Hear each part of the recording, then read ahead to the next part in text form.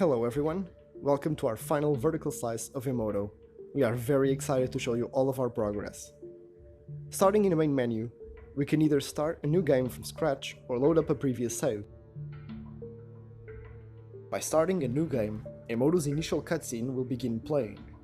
In it, we can see the player character going to sleep very tired, before waking up within the game world, their mind.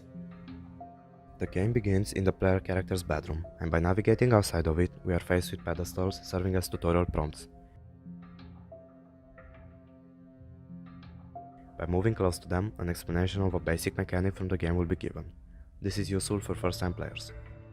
Here we can interact with the first checkpoint of the game, which allows us to save our progress. Past this starting area we have the hub. This is where we are given our goal, to wake up by collecting all of the items scattered throughout the player character's mind. Returning here after collecting them will make this prompt fully interactable and the game will end.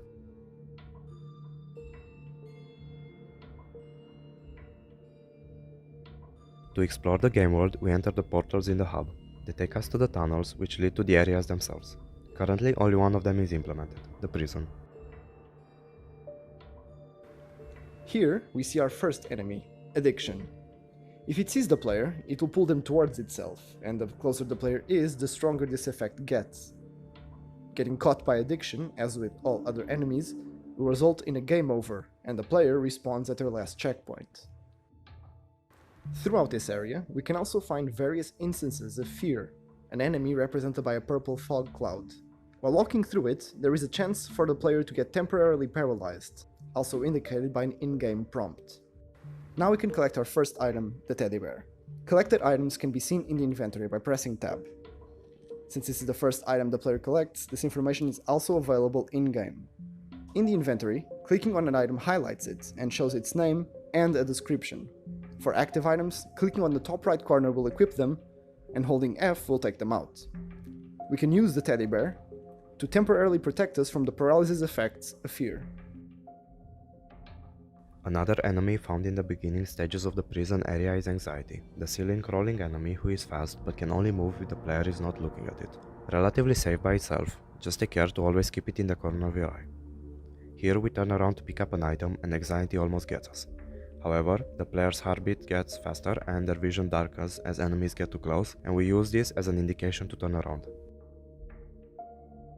Deeper into the level, we find two new enemies, the first of which is Sadness. This enemy is big and slow and creates puddles of tears around itself and the player. Stepping on the puddles halves the player's speed.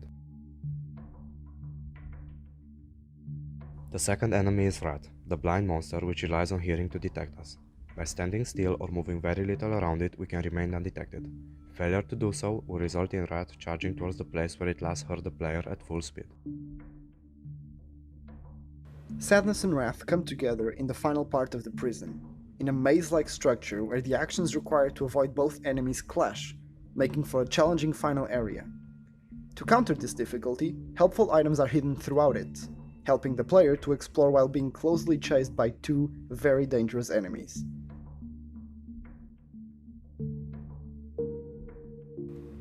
Once all the items have been collected, we make our way back to the hub where we can now deliver them and wake up. Roll credits.